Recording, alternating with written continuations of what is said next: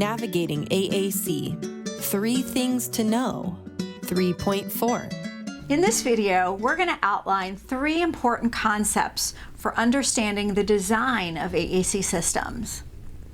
In some respects, AAC system design and customization is a game of real estate, meaning that location is important. Most of the time, words are laid out on a grid, like a chart. There's a lot that goes into the design of those grids, though. And one thing we think about is size, or how many words are on the grid. More than anything, an AAC grid size is influenced by the AAC learner's vision, motor, and learning skills.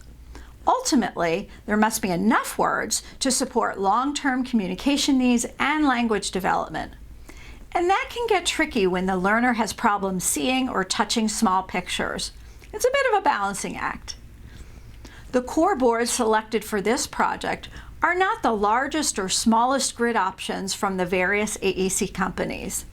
They are meant to represent a reasonable balance of enough to build language and not so many that it's difficult for our AAC learners to see and touch the pictures on the grid. We're going to look at 3 key concepts to guide us as we try to find that optimal balance for each AAC learner. Number 1, more is more. It's tempting to go small, but when there are fewer buttons on a grid, we face 2 key limitations.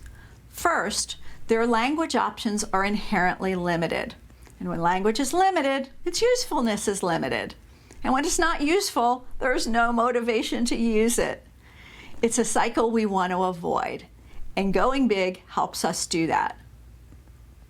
Second, the fewer words available on the grid, the more navigation is required to get to additional words. We have to look for the words we want on other grids, and navigation between grids is more taxing than simple selecting. It makes things more complex too, because then we need to learn the path to get to those other words.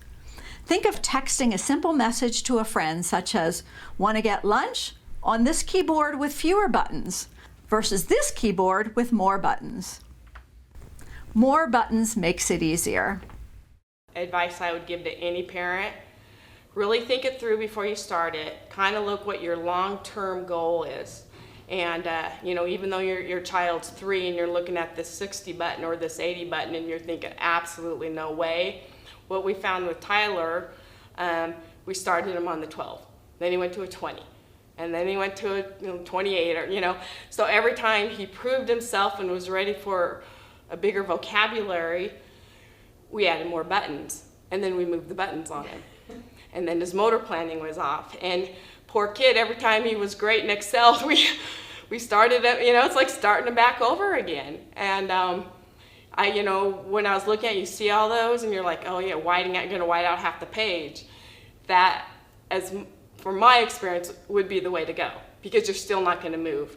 So every time that poor kid excelled, and we're like, you're great, you're ready to go. Okay, now, and just even when we did it now, it's just the buttons move, and they do get their motor memory and their planning, especially on things that they go to a lot.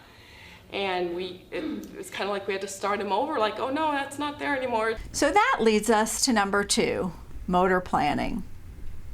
Motor planning is a skill that lets us remember and perform steps to make a movement happen. We use it for all sorts of physical activities, like brushing our teeth or washing our hands. And using AAC requires new motor plans. In AAC, we capitalize on motor planning to build automaticity. When we have a motor plan for something, we do it without thinking about it. Reflect on your daily drive to work. Do you even know how you got there? If you are a touch typist, consider that you put no effort into thinking about how your words just fill up the screen. Emails practically write themselves. And how about this? Do you have a location where you drop your keys, wallet, or purse at the end of the day, and when you need them the next day, they're right where you left them? Though you couldn't get through your day, or maybe even your way, without them, you don't even have to think about where they will be. These actions help us to be efficient. Because they're automatic, they require little to no cognitive effort. And this allows us to use our mental energy for more important and taxing things. So when AAC systems are designed to capitalize on motor planning, it enables those who use AAC and their communication partners to access words automatically. That way, the AAC learner's cognitive efforts can focus on what they want to say rather than how to say it. AAC systems usually incorporate an element of motor planning in their design. This is most evident with navigation buttons that remain in the same location across pages and folders. But it is also evident in the organization of the vocabulary. In TouchChat and ProLoquo2Go, key core words remain in the same location on topic pages as they are on the home page. Lamp Words for Life employs a pure motor planning approach. Every word has a unique motor plan built around its associated meanings and pattern-based locations. You cannot move things around. So once on her talker, she knows where those symbols are. She doesn't look at her talker. Like if she's going to tell you something, even the story I told you earlier, she doesn't look. She's like she knows where they are, and she usually hits them with the side of her hand if she's going fast. So you can't move them, because then she doesn't know where her words are. Because if you've told her to pick the dog and she's motor planned that the dog is here, and then you move them, her motor plan is the dog is here. I'm like, she can't reroute her motor plan to prove to you that she chose right the first time. Yeah. She's not looking, right? She's learning where they are, and then they need to still be there. Otherwise, you've removed her accessibility. For communication partners, more words plus motor planning makes it a lot easier to model AAC. The more efficient and accurate we are, the more confident we become. And the more confident we are, the more willing and likely we are to model AAC and provide opportunities for our AAC learners to be successful. And for AAC learners, starting with more allows a more efficient motor plan to develop so that no relearning is needed as they develop and acquire more words.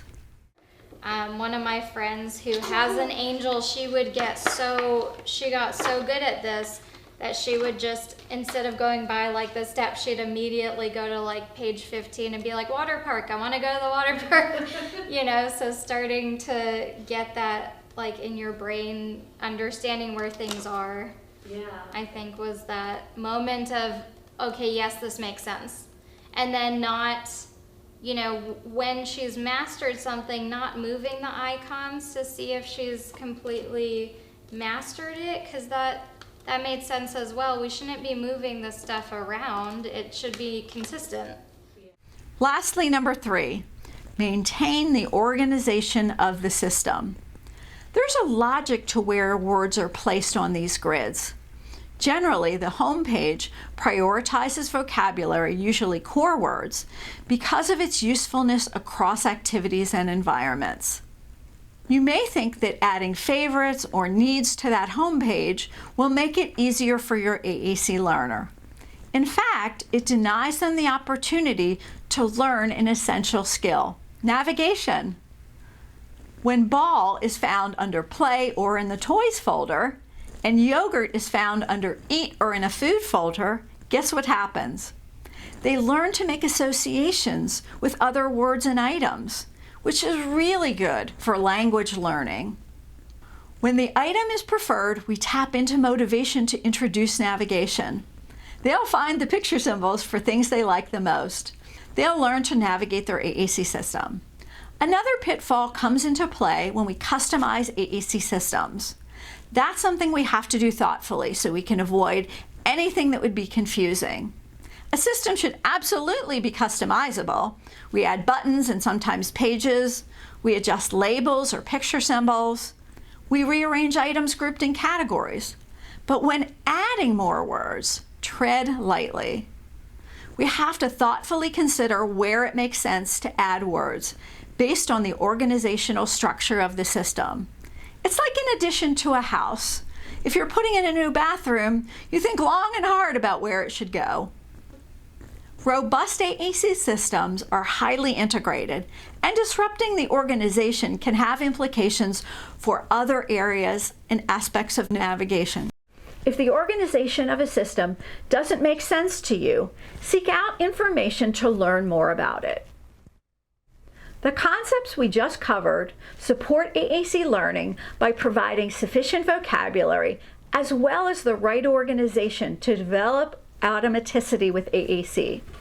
So during the decision-making process, remember, more is more. Capitalize on motor planning so that eventually they don't have to think so hard, and maintain the organization of the system.